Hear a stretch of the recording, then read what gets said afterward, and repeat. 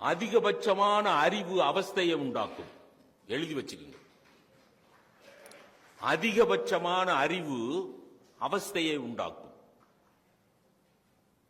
யூடியூப்ல போய், அதுல போய், கூகுள்ல போய், இதுல போய், அது என்ன, இது என்ன, அப்பெண்டிசைட்டிஸ்னா என்ன, அப்பெண்டிக்ஸ்னா என்ன, அது என்ன, இது என்ன, கழுதை என்ன, பூனை என்னன்னு படிச்சு படிச்சு படிச்சு, பிரெயின் டியூமர்னா என்ன, பிரெயின் கேன்சர்னா என்ன படிச்சு படிச்சு படிச்சு லேசா தலைவலிச்சதுன்னா பிரெயின் டியூமரா இருக்குமோ?